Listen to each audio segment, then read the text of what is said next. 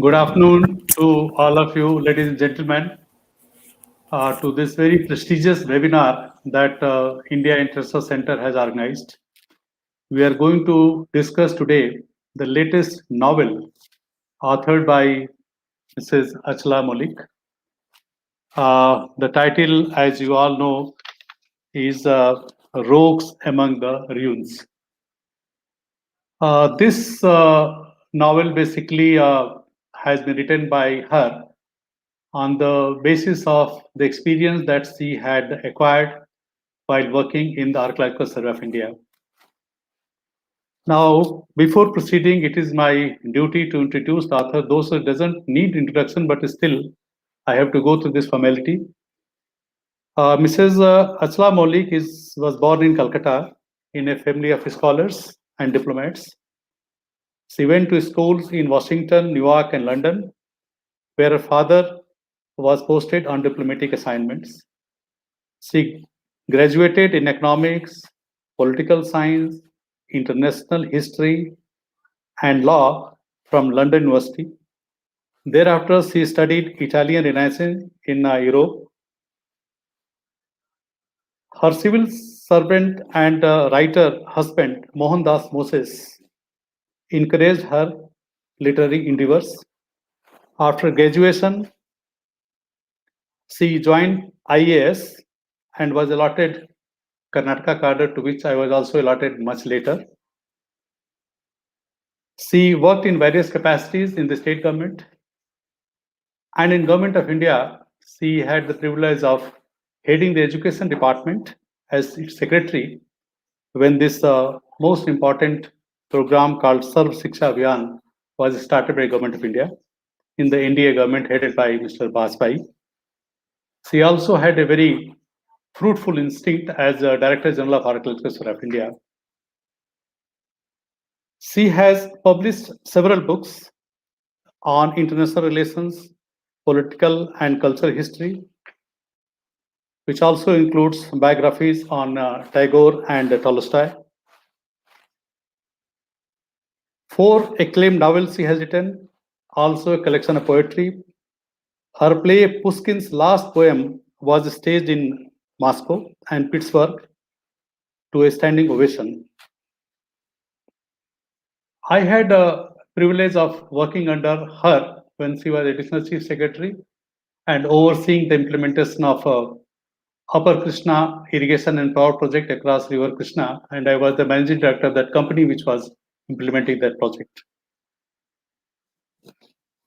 I would now like to briefly introduce the 4 important distinguished discussions that we have today to discuss this book. First, let me introduce Dr. K.S. Subramaniam. He is a former IPS officer of 1963 batch. He has held senior positions in Government of India and Northeastern states. He was policy advisor on social political conflicts to the Government of India in the Ministry of Home Affairs. He was senior fellow at Oxford University, Sussex Institute of Development Studies, Indian Institute of Advanced Studies in Shimla. He was also a senior fellow at Nehru Memorial Museum. He has been closely involved with human rights activism in India and has authored several books and papers. The next discussant is Dr. Uday Balakrishnan. He is a former officer from the Postal Service. He has very important positions in the Postal Department, and he was a member of Postal Services Board and chairman of Investment Board Postal Life Insurance. His academic interests include modern history and public policy. He has been visiting fellow at National Institute of Advanced Studies, the Central European University, Budapest, and visiting faculty at the Center for Contemporary Studies, Indian Institute of Sciences, Bangalore, where he has also where he teaches public policy and contemporary history. The next discussant I would like to introduce is Mr. Manish Purohit. Mr. Purohit, can you raise your hand, please? Yes. He is a co-founder of Authors Upfront, an independent publishing platform. He was over 25 years of experience in the world of publishing, newspapers, magazines, and books. As far as books go, he considers himself lucky to have experimented with print, internet, and mobile formats in a number of Indian languages. He has set up and runs publishing businesses and works with leading brands such as Times of India, Business Standard, Encyclopedia Britannica, Popular Prakashan, Disney Publishing Worldwide, etc. He also teaches media students at visiting as a visiting faculty at reputed institutions. Next, the fourth discussant we have is Mr. N.S. Vinod. He's He has his early education in Bangalore and thereafter obtained his bachelor's degree in civil engineering from IIT Madras and then MBA from IIM Lucknow. Only today I came to know that he is son of very illustrious IPS officer, Mr. N.S. Srinivasan, of Karnataka cadre, whom I used to know and respect him immensely. Now, with this introduction, friends, I would like to just quickly mention slightly about this book. This book is very interesting. Of course, during the course of discussion, you yourself will discover. It has, been reviewed by several, media people. Some of the reviews, very quickly, 2-3 lines, has read it out for your benefit. The Amazon review says that rogues among ruins portray the conflict of civil servant caught between ideals and thrust for success. The novel adopts the style of great masters like Gogol and Cervantes, who in their search for truth evoke laughter through tears. Mrs. Achala Moulik, when she was asked by Mr. Ravi, who has also reviewed her book, for her comments, she also very succinctly informs us that the novel does not aim to preach or condemn. It attempts to narrate how some civil servants adhere to ethical conducts at a cost to themselves, and others are swayed by considerations of power and success. Citing some of the bright stars of bureaucracy, she adds, there is one of our greatest novelists, Bankim Chandra Chattopadhyay, a deputy magistrate in the Bengal presidency, who put his prestigious career second and patriotism first when he portrayed British misrule in 18th century Bengal in his celebrated novel Anand Math, which contains the poem Bande Mataram. Likewise, another outstanding administrator was Sir Thomas Munro, who rose from being a 17-year-old clerk to governor of Madras presidency and contributed to revenue laws and procedures and caught the deadly cholera contagion and died while supervising relief measures. So some brief insight I have given about this novel. I will stop here and I'll request first the discussants to speak on this book. I request each one of them to confine their speech to about 8 minutes. So in that series, first I invite Sri K.S. Subramaniam to kindly offer his observations and remarks. Dr. Subramaniam, sir. Thank you very much, Mr. Srivastava. I think a fairly good introduction has been given to us about us to the other members of the audience. I must mention, and I would like to mention particularly the book by Achala Moulik on the Russian Revolution, which I had the opportunity to read and review, and the book greatly impressed me.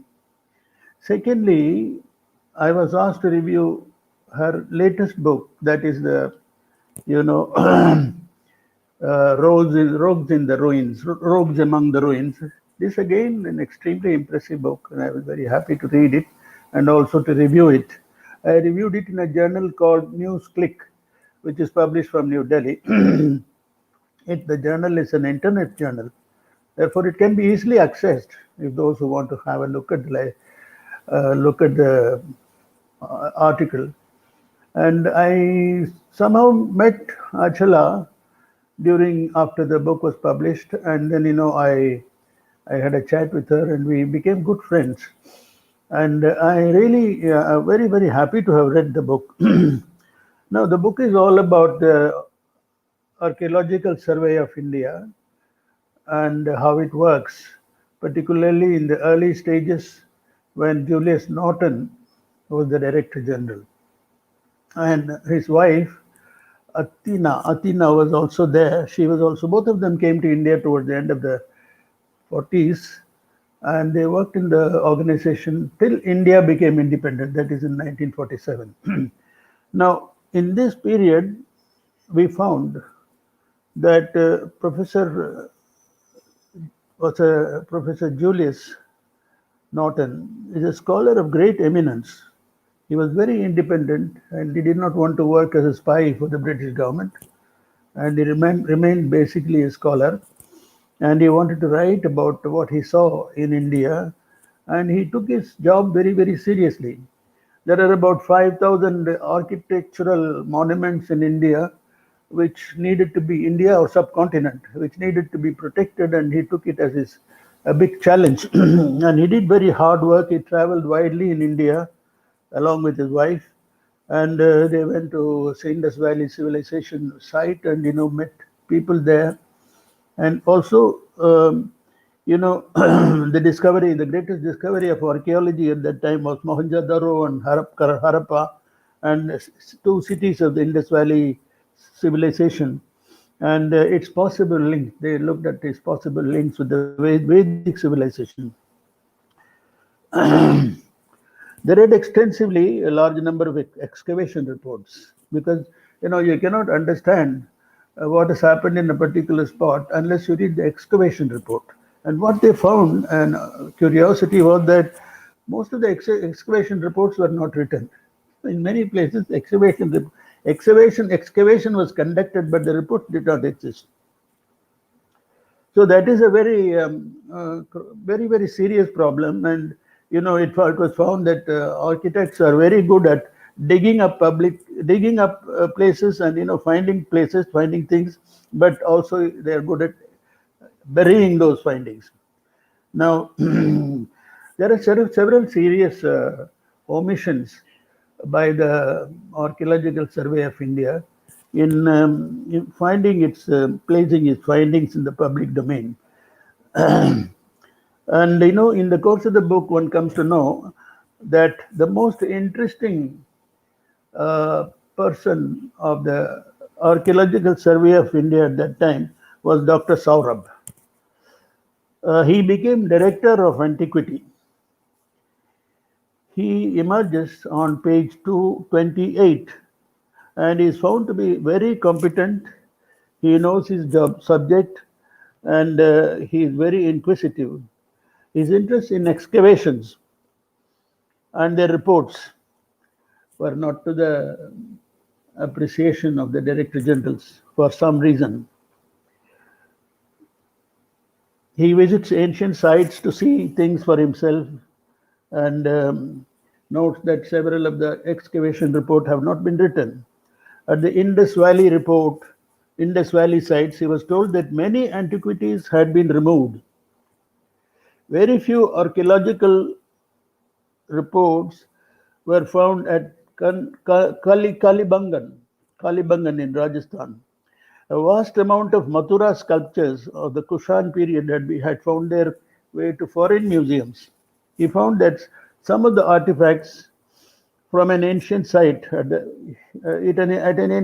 an ancient site in the London Museum, there seemed to be a conspiracy of silence to bury the past without revealing it, to remove physical reminders of civilizations without recording it so that it finds its way to museums. Now, the failure to write excavation reports is more than just a matter of administrative procedure, violation of administrative procedure, but something more serious. 5 Director Generals of the former Archaeological Survey of India, they formed a group to get rid of Mr. Saurabh because his activities were not to their liking. Because Saurabh was a very keen and enthusiastic person. He wanted to ask a lot of questions, he find answers. So they found he was a very difficult person, so they tried to get rid of him. And Saurabh had already met the Minister of Home in Delhi, and he reported to him that, many of the excavation reports are not available. These things have come to the notice of the government of India, and his study of the Indus Valley civilization, he took it up as a material counterpart of the Vedic intellectual culture. Yeah, this was something very important. This is something which was very important. I was trying to explore it. This was not liked by the Archaeological Survey people, and they tried to get rid of him.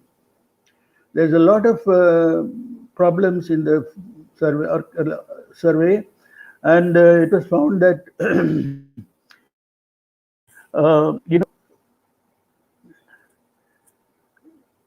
this was a devastating loss for the people, and massive larceny and disappearance of documents that took place, and it prevented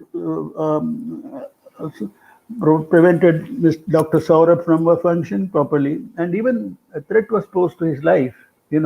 People who are not happy about his findings, his complaints against inactivity of the Archaeological Survey of India, and there was a try to remove him, and he had to go leave the organization because his wife was threatened while she was having a walk in the Lodi garden, and the children were very unhappy, and they all wanted to leave India. And this gentleman Saurabh had to leave the place. Dr. Saurabh had to leave India and go back to England, where he came from. And in the course of the discussion about the book, I wanted to know, who is this Saurabh? He is such an interesting character, and suddenly he appears in the book, and suddenly he disappears. I was asking the author, who is this man? She says, I'll tell you later. That person, I know the person. The person is the author himself. That's what I found out from that. It's absolutely remarkable story. And when I read this story, I said that, look, this requires a Booker Prize, not just an ordinary recognition here and there. So I recommended to the author that please send your document to the Booker people. But then she has got already very good award, like for instance the award from Russia and so on. She's a great scholar. She has worked in Oxford, in London, and she got a degree from London.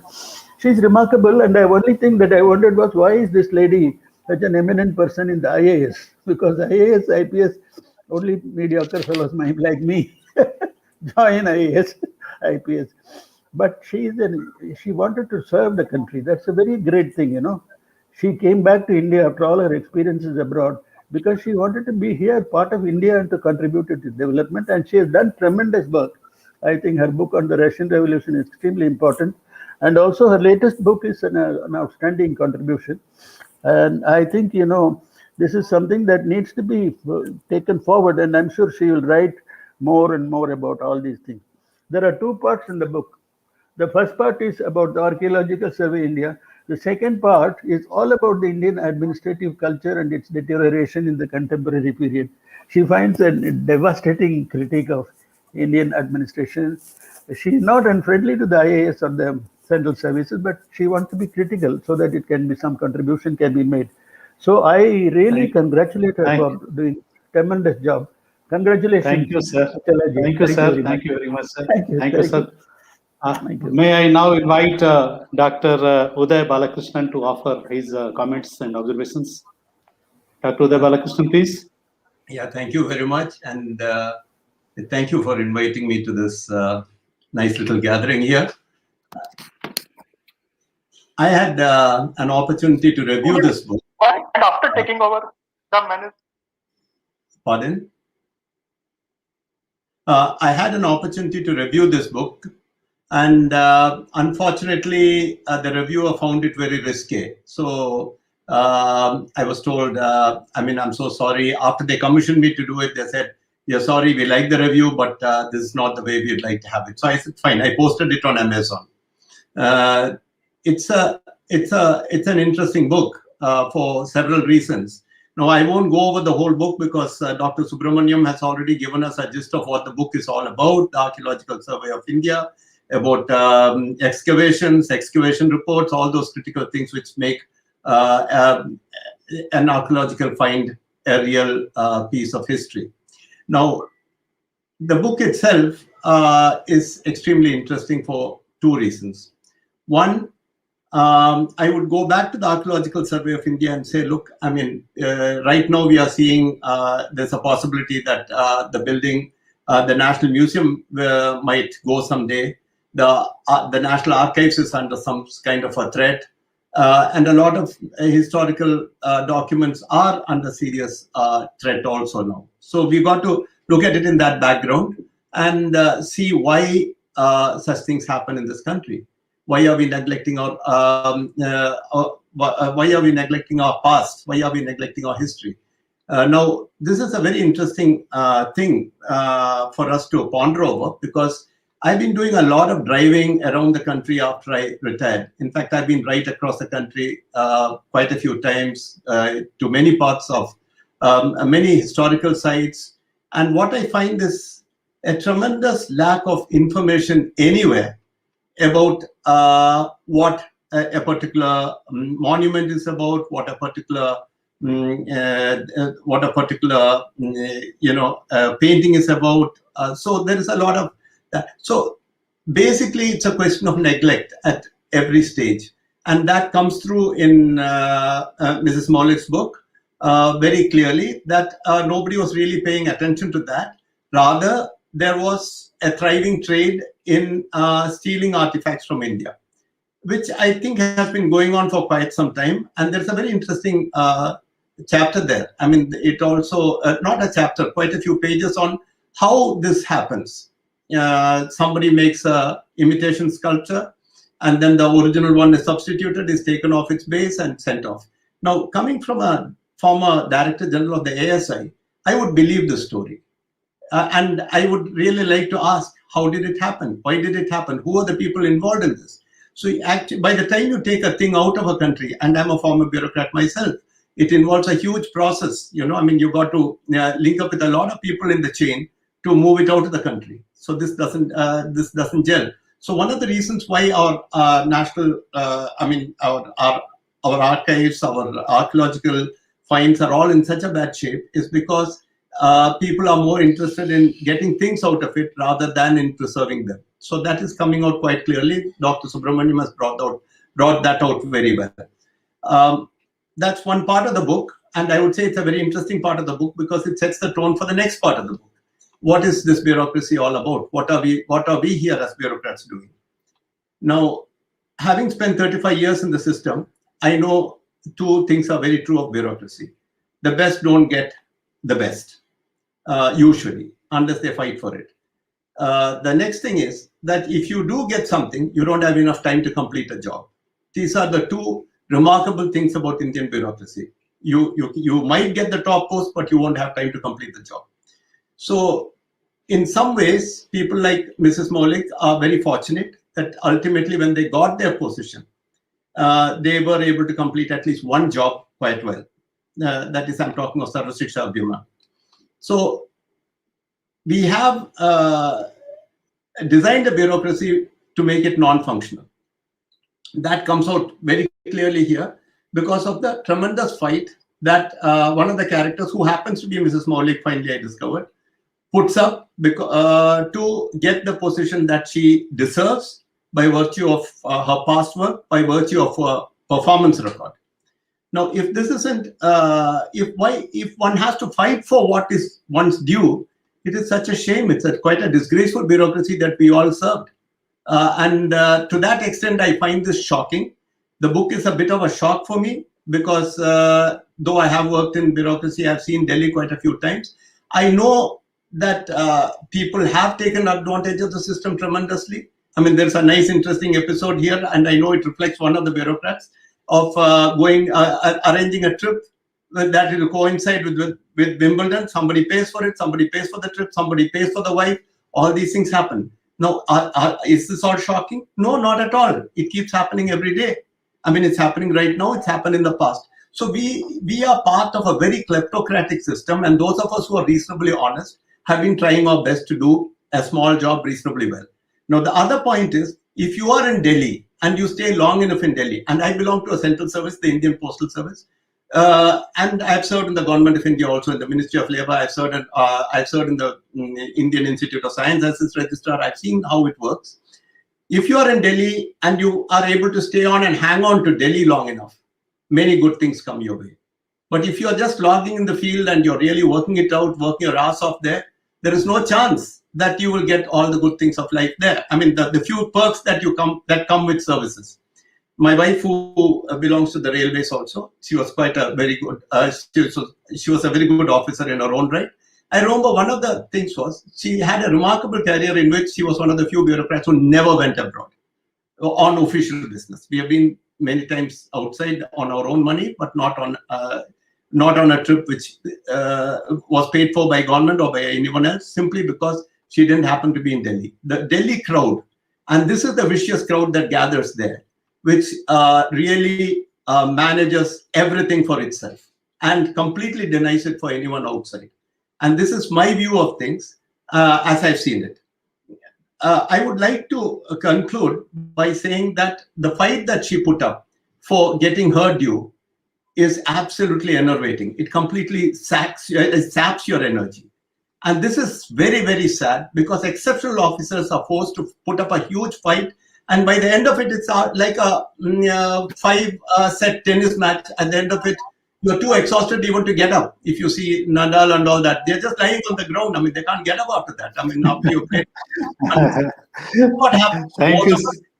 And I must say, I must compliment Mr. Moulik on having got up to the fifth set after having battled it out through the whole range of systems that she had to contend with, including the Prime Minister's office. And that is the truth about the novel, if I may say so.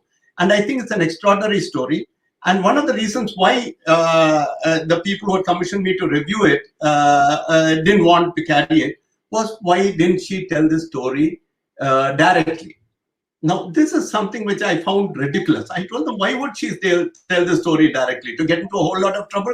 Every character in this, having served in the government, I can identify practically every character in this book. And I know the person who went to Wimbledon. I know his wife. I know all the characters who did all these things. I mean, this is absolutely a shameful bureaucracy which has been created by a whole bunch of fellows who hanged around in Delhi. And this is what I have seen myself. And I think my 8 minutes are up. And I think Thank you so much. Thank you very much. Thank you very much.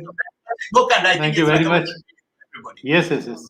May I now request Mr. Manish Purohit to offer his remarks and observations, please? Thank you so much. Thank you, IIC, and thank you, Achala. Thank you, Niyogi Books, to get me to speak on this particular book. First of all, congratulations to all of you for its publication. And, it's a very important part that this book actually got published during the pandemic, the tough times of pandemic. And the publishing team and the author coordinated the publishing of the work remotely. This is a new experience for many people, for many in the industry, for authors, for people who work behind the scene. And in a year's time now, this has actually become almost the template of working in this new world. So, in some sense, Achala and Niyogi Books, set this template. And despite such hardships, they got out the book and they got it to the audience. So congratulations on that.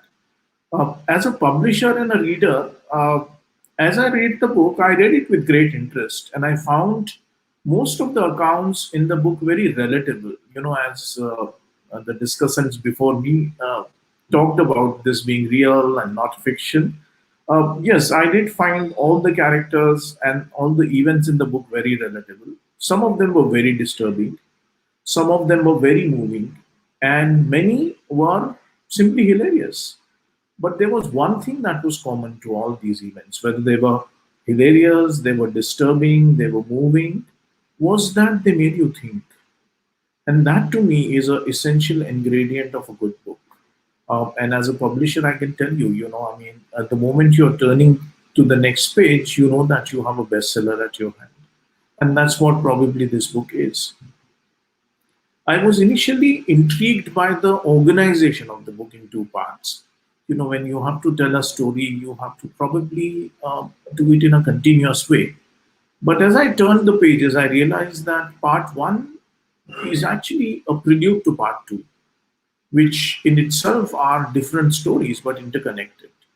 To me, also, part one very clearly revealed at one level the commitment that people in the pre-independence era had towards restoring or towards keeping the heritage of India intact.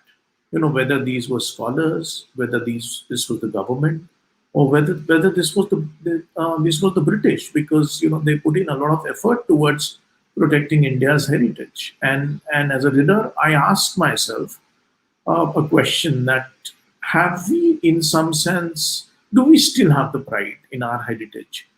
And have our leaders redefined this prize in some other form? So probably we need to think deep about this particular aspect, because this is very, very important. Coming to part two of the story of the book, it's a beautiful string of events that are disconnected, that are distinct, yet they are interconnected and very beautifully woven. To me, it looked like an anthology, and a common thread is going through many of these stories. Each story here, it leaves you with the impression of characters that you find around you. This has been really talked about before as well. These characters are not only from the bureaucracy, and that's where my discussants did talk about, but there are other characters also. These characters are from all walks of life, and they're not necessarily from only the bureaucracy.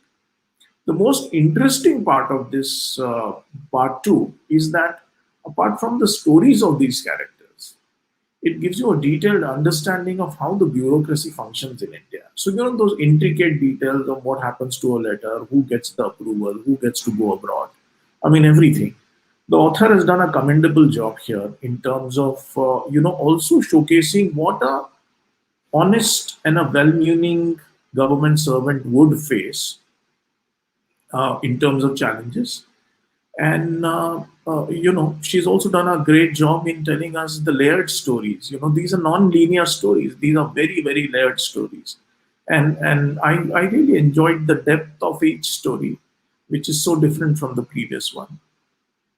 Also, these, they're very interesting stories. One of a politician eavesdropping orderly to a live telecast of a conference on poverty alleviation in Europe. An aspiring politician trying to misbehave with the ambassador's wife, and in the process getting locked up in a bathroom for hours. This too, I believe, may be a true story. The story of a child seeking legitimacy from a well-known father, again a very, very well-known father, and these things happen in India or elsewhere. And all this while these stories are being told, we are also kind of not forgetting the sight of Subhash and Raman, the key people in the novel, trying to fight their system, trying to fight the system in their own ways. And that fight is uniform across the book. There are two other aspects of the book, that are very important, and they need to be discussed and reflected upon. The book has satirical tone throughout. It begins from naming of interesting characters. When you're trying to convey something and you're naming them in a very interesting way. So there are two people in the Archaeological Survey or connected to Archaeological Survey. They were called Besharam Sharma and Rasam Pagarwal. Now, they do sound like some people, I mean, and they could be real people. These names also tell you a story just by the way they have been named. Somebody who is named Besharam, without actually telling much, you're telling a lot. There are also hilarious instances where key government decisions are taken by an astrologer. In a democracy, an astrologer controls what happens to the verdict of a large nation, and also he controls the political aspirations of very, very many people. There is also a very interesting story of a rich man's wife wearing brittle sandals to identify herself with the oppressed. And of course, her rich husband manages to get her the High Tuberose Award. Now, that again sounds very familiar. by influencing the minister of welfare. So, in some sense, some of these stories don't look like fiction, and but they're enjoyable, they're relatable, and they make you think. I was particularly moved by the way most chapter end.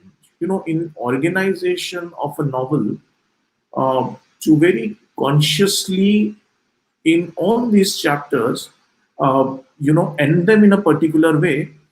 These are short, pithy sentences, but very evocative. Now, I'll just repeat two of them. One of them, and the first one reads like this. After long years of administrative acrobatics, these civil servants could no longer distinguish between ethics and evil. Very, very strong statement. There is a second one which I really loved. It really made me think. Was in the secret chambers of our heart, we praised poverty. As a reader, the book is also a reflection of our culture and society. And Subhash's win actually, enthused me a lot. It gives me hope for tomorrow. It gives me a motivation to continue. Most importantly, from every book, we take a certain lesson. And a lesson that I took away from this book is to keep going, and this is best reflected in these words from the book. People who are ignorant of their culture are like trees without roots. They wither. With this, thank you so much for giving this opportunity, and congratulations once again to Achala as well as to New York Books. Thank you. Okay, thank you, Manish. Thank you very much. Can I now request Mr. N.S. Vinod to kindly offer his observation and remarks, please? Mr. Vinod. Thank you very much, Dr. Srivastava. Thank you, Achala, and thank you, IAC, for giving me the opportunity to speak on the book today. They've already joined. I've joined, yeah. So this is a really fantastic book. And I'd like to sort of briefly say as to how Mrs. Moulik and I sort of know each other. And I can legitimately lay claim to the fact that she's seen me in my nappies. And this was when she was posted as Assistant Commissioner in Karwar in 1966, when I was 2 years old and my father was the Superintendent of Police Karwar. So the relationship began since then, and we have kept in touch since those days. And I actually became interested in her writings when during my college days I read her book, Kings, Queens, and Lovers. It's a fascinating book of tales of royal sexual adventures of the European kings and queens. And it sort of kindled my interest in European history. And I found that far more interesting than the tales of, let's say, Indian kings and queens. Coming to the book, it's a very interesting, behind the scenes, cynical, but at the same time, humorous take on the functioning of the government, the power plays that our bureaucrats indulged in, stooping low to rise in their careers. And the theme actually is the loss of idealism of the officers who join the administrative in their 20s, and then when they retire in their late 50s. So this is something that you can trace through the book.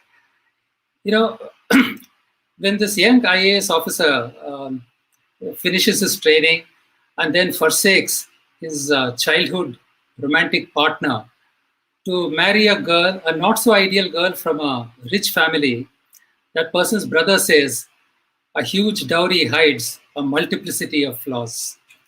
So starting with this first compromise of his principles, there are many others.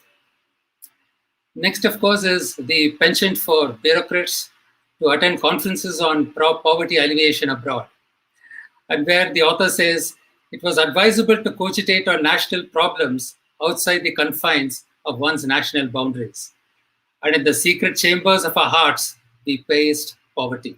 So poverty is actually used to further their own careers, may not necessarily for the end user or the person who's actually in poverty. Finally, when the bureaucrat retires, the author says, a man stripped of power is not attractive, unlike a woman stripped of virtue becomes more attractive. And the same officer who looks back on his career and says, I feel the burden of remorse. Indians have always revered their rulers, even when they were unworthy of that reverence. So that idealism which the young IAS officer has when he looks at the India Gate or the Parliament House when he starts his career, that slowly and gradually decreases by the time he retires. What I found most interesting is that this book, though the author claims is a work of fiction, it actually has a lot of characters whom we can relate to, especially those who have been following Indian politics of the 70s and 80s can recognize almost every character out here. And it's overall a very, very engrossing tale of the workings of the government, very beautifully written and very trenchant in its views. In conclusion, I have two questions I'll take the liberty of calling you Achala Auntie. So I have two questions for Achala Auntie. Do you think there is an increasing trend of using archaeology to further the political narratives of the ruling party in many countries of the world? That is one. The second question is, you have given instances in your book on corruption in the Archaeological Survey of India. How pervasive is that? So with that, I come to the end of my questions. Thank you very much indeed for giving me an opportunity to talk. And congratulations once again, Achala Auntie, on a very fantastic book. Thank you. Thank you, Vinod. Thank you very much.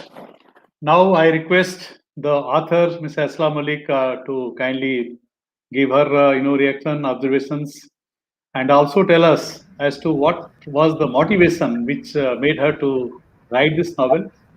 And of course, several other interesting things she's going to say, I'm sure, when she starts speaking. So, ma'am, the floor is handed over to you.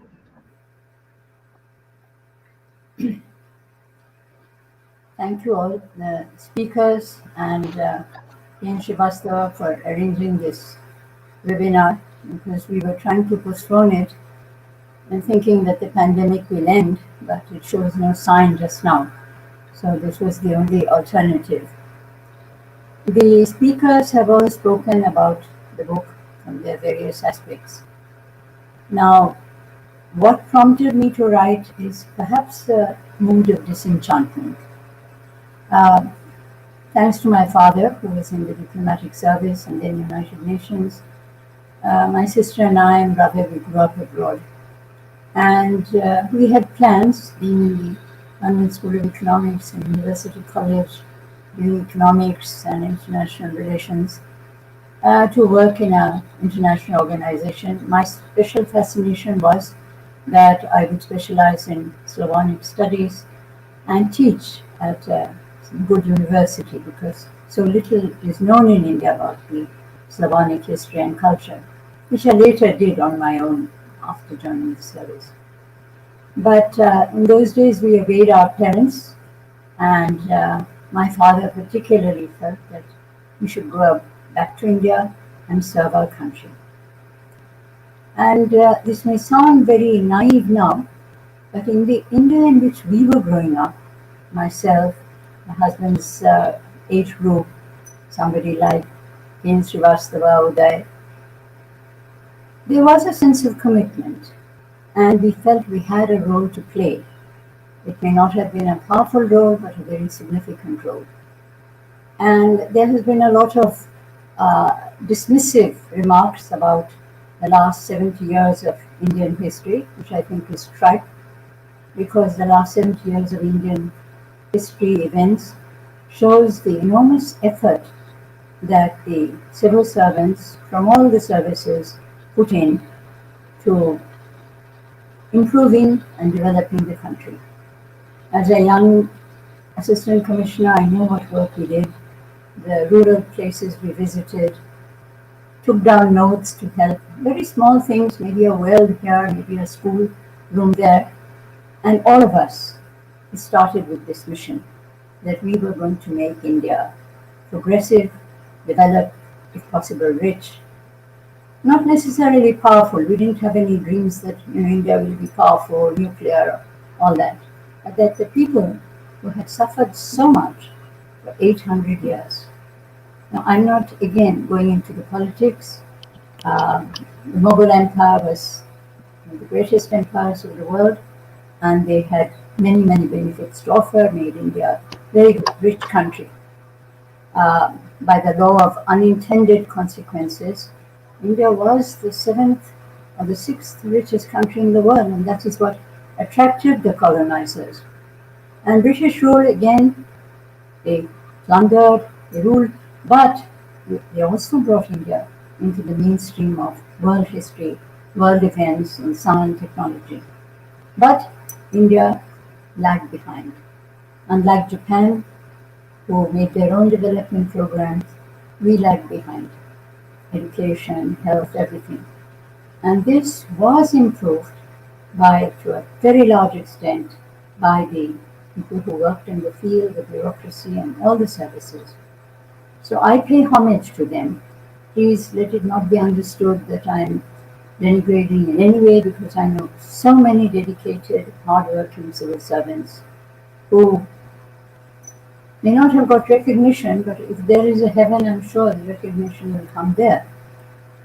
But the disenchantment set in when I saw another group gaining power. Not the hardworking, dedicated civil servants, but another breed who really didn't care about their country, who didn't care about what happens, and of course who gave flowery speeches and attended conferences, but their record shows that they were not really involved. And this was this feeling of sadness which prompted me to write the book. And I'm not a crusader, I didn't go on the rampage saying this. I believe everybody, civil servants, have a right, like everybody else, to have a good life, educate their children, and have comfortable lives. No, it is that they were so cynical. And much is spoken about how political interference. Well, I've seen how civil servants allowed political interference. They used political power to gain their ends. And this was gradually, I saw, as time went by. And those of us who wanted to offer good advice to the politicians were sometimes accepted. I worked with two very good chief ministers, Mr. Uday Patel and Mr. S. Krishna. I worked with two wonderful ministers in the center, Madhavrao Sindhya and Dr. Murali Joshi. They are the kind of people you could work for 24 hours and obey their commands, help them get their programs. But it wasn't always like that. And this story is really, those chapters are about the disenchantment, the cynicism with which so much could have been done, and they didn't. They sort of regressed. But in spite of that, India has progressed, and had it not been for the pandemic, it was becoming well on the way to becoming an Asian economic superpower. About the Archaeological Survey, yes, there has been deterioration. And this Julius Norton character, which Dr. Subramania mentioned, is built on the prototype of the great Sir Mortimer Wheeler, who my father knew and I met as a schoolgirl. He wanted to do great things for the Indus Valley civilization, what was left. And he said, I'll work in Pakistan, in India, and get at the bottom of it. Maybe we'll be able to decipher the Indus script. But a cabal of archaeologists saw that he couldn't come. And when Jawaharlal Nehru heard, when Panditji blew up, why wasn't he allowed? And it was brought to his notice that this work stopped. And from the dedication of people like that, when I joined the ASI, I started reading about the archaeologists. Under the blazing sun and steaming monsoon, how they work to preserve our heritage. Some people have written about, the British contempt. I don't think so. I think British civil servants and scholars and archaeologists did so much to reveal India to the world. And then when I saw our own people, who are not rulers, who are our citizens, trying to damage our heritage, trying to siphon off funds, that made me feel very angry, and I had a running battle there. So when I was asked by the then Cabinet Secretary, would you like to go back as DGSI with Secretary's rank? I said, no, thank you. I'd like to now distance myself from them. And if I could, I'd like to help those dedicated archaeologists who still exist. Some of them have written magnificent works on periods of Indian history not known, the Kushans and the the South Indian dynasties, beautiful excavation reports. Now, when Vinod asked me about archaeology being used as a political weapon, yes. I think I'll take one example, and that is Israel. In trying to establish their legitimate rule, their illegal occupancy of Arab lands, they're digging up all sorts of Dead Sea Scrolls and some other place, some monument there. Well, that may have been 3,000 years ago, but the fact is, the Arabs occupied that land for thousands of years while the Jews had gone to Europe. And in our country also, archaeology has been attempted to be used for various purposes, but I think Indian history is too complicated, and the sites are too diverse and filled with so many layers of civilization that it may not be possible to do. One example of a site which has got so many layered civilizations is Achala. And when I had gone for a conference in Pakistan, they let me go there and roam around the whole day, around the same time that the Taliban were bombing Bamiyan. And it was marvelous to see how civilization has evolved over the years in this one site. So it's difficult in Asia. Israel is one example, some others. It's difficult in India to really have long-term political usage for heritage. So I enjoyed reading the book, writing the book, and as many of my colleagues have guessed, some of them are real characters, and why not? I hope they are squirming, and we make heroes of our. Thank you. Thank you, madam. Thank you very much. Now, Usha, do we have some questions from the audience? Yes, sir. We have questions and we have lots of comments, and I'm going to read few questions. Yes. This one is from Professor Ajit Mathur, Ahmedabad, and this is for the author. He says, the last remaining ancient script in the world yet to be decoded is the Indus Valley script. Why has it eluded decoding? What may be done to still try to decode it? Any advices? Madam would like to say? Yeah.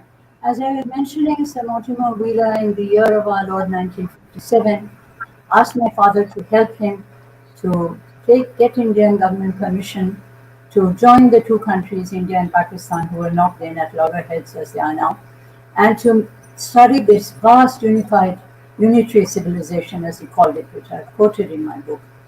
And the main principal purpose was Rakaldas Banerjee, Sir John Marshall. They've done enormous excavations. But the script remained because there was no bicodal script.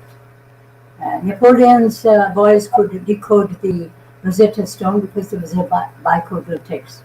Indus Valley, we do not know. Maybe it existed in Kalibangan because they were all contemporaneous. So attempts were made, and this man who could have done it was not allowed to do.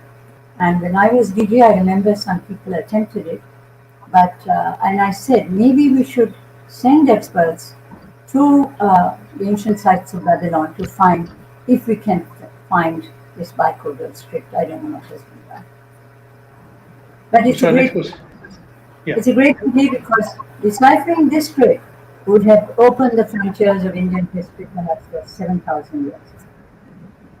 Yeah, there is another long question. This is from Vikas Narayan Mishra, and he says, I'm not a civil servant, but have many close friends and relations in the elite service. Ma'am, when the Britishers left our country, they left some 565 odd kings of princely states. Now I think we have more than 1,000 kings and princes in the country as collectors in other key posts, notwithstanding the constraints under which they had to work with their moral in general has perhaps gone down substantially. They could have contributed little more towards nation building. Your comment your book appears to be very interesting, and I will love to go through, he says. Ma'am, any? Okay. Any other question, Nausha? Yes, there is one more question we can take. Only one more, yes, because sir. time constraint is there. Yes. Okay. There are a number of good comments, and I can send it to Madam Achala. That you can send it to Aditya. Yes. And there is a very philosophical question by K. Mahesh from Puducherry. He says, is life a matter of perception or reality? I think ma'am, you can answer that. Life is reality.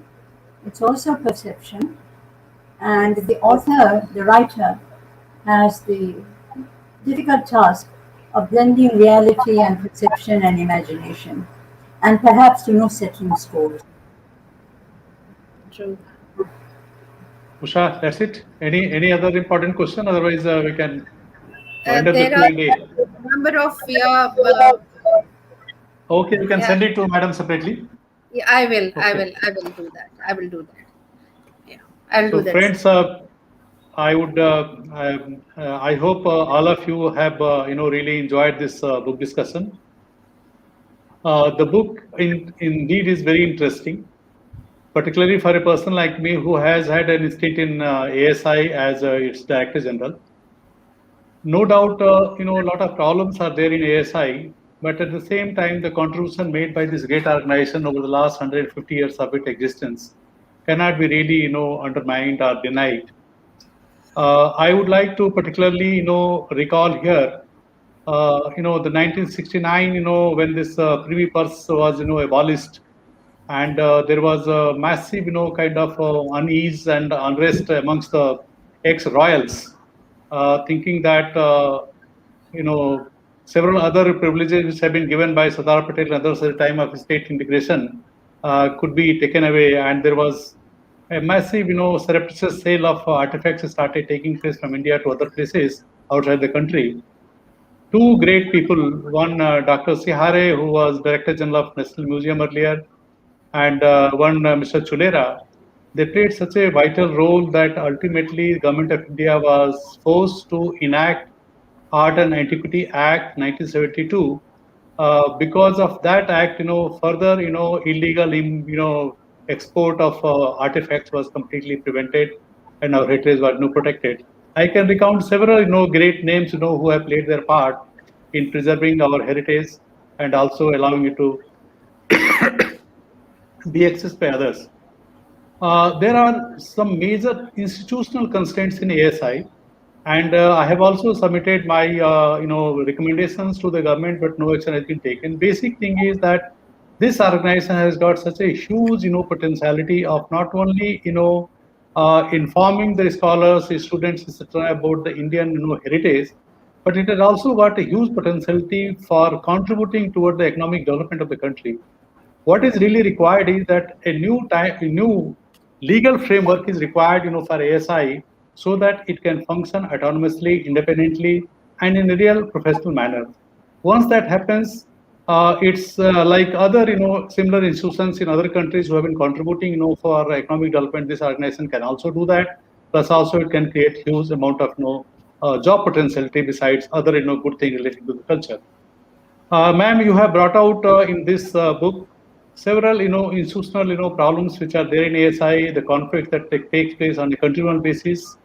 Since we have all, spent our entire, professional career in bureaucracy, we have come across several situations of conflict between the bureaucrats and the politicians, etc. But within the given constraints, we have tried to do our best. I am told that the ideal situation can emerge only in the democracy matures. All the younger democracies, these kind of conflicts keep on happening. And after a particular level of maturity arises, then of course things start falling in place. So I am one who believes that we should remain always optimistic, and maybe in future things will start, taking the proper shape. Subramaniam sir has also highlighted some of the problems that we face when we are in the bureaucracy with the political executive. But this seesaw battle, this kind of conflict situation is going to continue for some more time till a maturity, the democracy really gets matured in true sense. So with these few words, I would once again like to compliment Mrs. Achala Moulik, my former boss, who has been so kind and affectionate to me throughout my, civil service career. Ma'am, we look forward to, seeing more and more, books, authored by you in future. You have already done a great job in the past, but I would like that the same zeal and spirit should continue even in future. And I would also like to, congratulate and thank all the discussants who have so, passionately, given their observations. And I also, in the end, thank Usha, my colleagues all of my colleagues in IISc for organizing this event. And particular thanks to all the members of the audience who have connected to this program. Thank you very much, and let us look forward to a similar program, again discussing yet another book written by Ms. Achala Moulik. Thank you very much, ma'am. Thanks, everybody. Thank you.